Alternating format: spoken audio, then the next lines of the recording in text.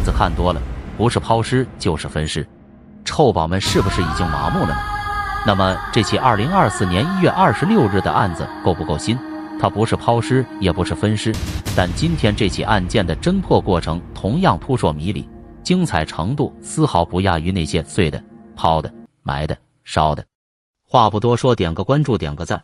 2024发。时间2022年4月14日，地点陕西延安。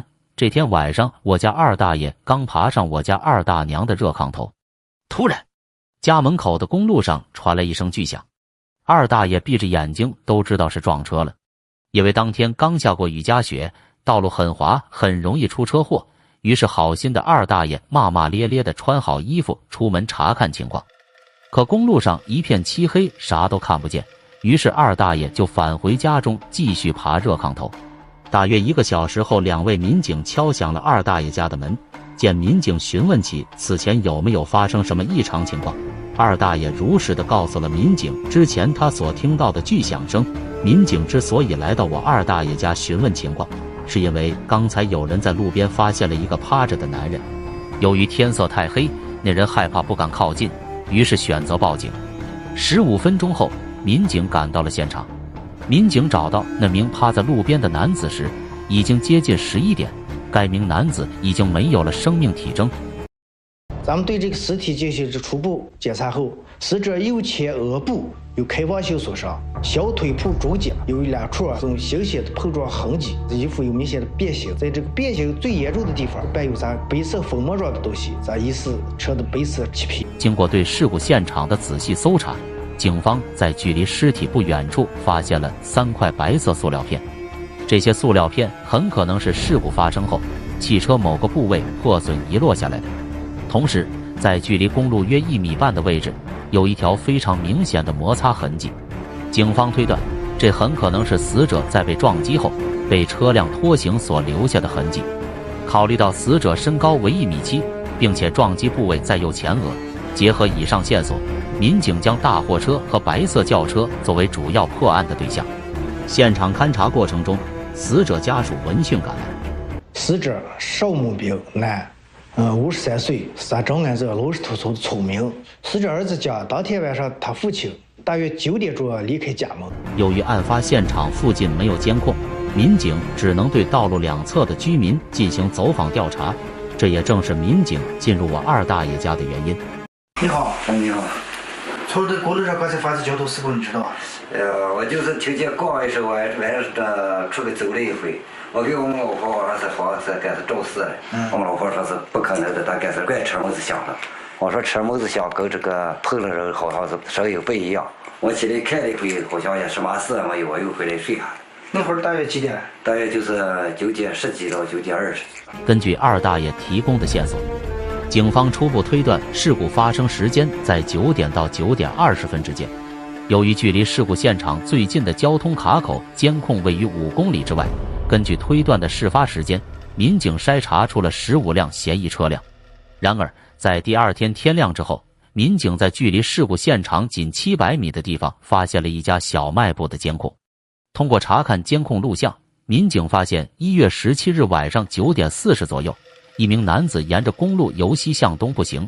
经过受害人家属的反复确认，证实这名死者正是邵某本人。这就意味着我二大爷所提供的事发时间信息存在误差，先前对15辆车的调查工作也因此变得毫无意义。为了扩大侦查范围，我们将小卖部的监控时间段锁定在21点41分到22点30分之间。通过排查该时间段由西向东行驶的车辆共9辆车，有8辆小型轿车，1辆红色的半挂车。这辆半挂车通过事发地点的时间与肇事时间最相吻合。由于呢半挂车是由西向东行驶，所以呢它必须经过事发地以东5公里以外的监控卡口，这是它的必经之路。但在卡口监控中，警方并未发现大货车的踪迹，这让案件变得扑朔迷离。考虑到大货车难以通过狭窄的小路，警方推断货车可能藏匿在某地。侦查员随即展开搜索，以方圆5公里为中心，仔细寻找红色大货车的踪迹。然而，他们找遍了大货车可能停靠和隐藏的地方，却始终没有任何发现。于是民警决定倒查货车的行驶路线。在一处三岔路口村民家中，正好有监控探头，在监控里发现，当晚9点40，一辆大货车从枣甲公路右拐驶入蝶王路，向事发现场方向驶去。让民警困惑不解的是，案发地点距离高速入口仅有几公里，可以直接驶入高速。然而，货车司机却绕行了数十公里的大圈，才上了广茂高速。这一行为不仅令人费解，所以他这个行驶轨迹就感觉到非常诡异，让人理解不了。第二天又原路返回来，绕这么大圈，不是原路上。我们还是有点觉得这个事情有点觉得不可思议。随后，警方对这辆车进行了深入的侦查。通过车牌信息，警方联系上了大货车的驾驶员。在得知该车已经离开了延安市后，很快警方最终在富县的一家工厂找到了这辆车和司机。司机表示，他当天晚上曾前往距离事发地大约4公里的一个废品收购站装货，并在车内睡了一晚。第二天，他按照导航推荐的路线返回了富县。警方仔细观察了司机的表情和神态，并没有察觉到任何异常。为了验证司机的说法，警方前往他所说的废铁收购站，向老板询问了大货车到达和离开的时间。随后，老板证实了货车司机所说的话，表示当晚人和车都没有离开收购站。此外，警方还通过痕迹鉴定对大货车进行了仔细的研究和鉴定，没有发现车身有最新的碰撞痕迹，因此大货车的嫌疑被排除。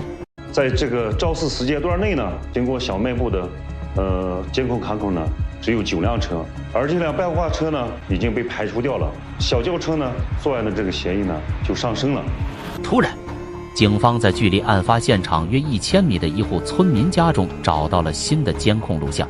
监控画面中，一辆小轿车在正常行驶中突然右转，驶入旁边的小路，时间是9点49，这与案发时间高度吻合。在案发前后的1个小时内，只有这辆小轿车驶入了这条小路。为了尽快破案，侦查员不吃不睡地进行走访排查工作。在走访过程中，有一位老大爷向民警提供了一条线索。走到第7家的时候嘛，他们家有个老大爷，他说他大儿子家正好有辆小轿车。民警从老大爷口中了解到，他的大儿子在4月14日晚上9点多开车出去过，不到10点就回来了。侦查员赶紧前往老大爷大儿子家查看，院子里就停着一辆小轿车，可这是一辆银灰色小轿车。经过询问老大爷儿子，当晚他是去自家大棚放保温杯，不过从他家大棚到事发现场还有一段距离，也没有经过这个事发地。我们另一个民警也对这个车辆进行了仔细的查看，没有发现任何的痕迹。对，所以我们就把这辆车也排除掉了。案件再次陷入僵局。经研判，办案民警决定换个思路，从现场找到的3块白色塑料碎片上寻找突破口。咱们拿这个现场遗留的3个塑料片机动车比对，发现咱最大的这块白色塑料片可以初步判断它就是白颜色轿车的钢脚。所以咱拿着这个钢脚对咱们县城及周边乡镇60多家修理厂进行逐一摸排。咱主要排查的这个重点就放在这个近期维修的这个小轿车上，尤其是白颜色钢脚有破损、更换过保险杠的这个维修车辆。可遗憾的是，经过大量的走访调查，也没有发现任何有价值线索。突然，有一户外出的人家听说了此事，找到民警提供了自己家监控拍下的画面。监控画面上的时间是4月14日21点37分，正好看到了一辆白颜色小轿车路过。通过车速的推断，这辆车到达事故现场的时间与事故发生时间一致。同时，民警又调取了超市西侧100米左右一家农具店的监控视频。西侧100米左右农具店的监控发现，这辆白颜色小轿车是从马路对面200米安氏小区驶出来的。时间段再没有过去其他车辆，说我们基本锁定就是这辆小轿。通过车牌查询得知，车主叫常某，男，24岁。警方经过详细调查他的行驶轨迹，并调取了沿途的监控录像，发现案发第2天，该车辆的前挡风玻璃和前保险杠右侧出现了明显的破损。至此，警方正式将该车辆锁定为嫌疑车辆。很快，警方找到了这辆白色小轿车，而此时车辆却完好无损。借了车以后，这个车已经修复了，车辆完整无损。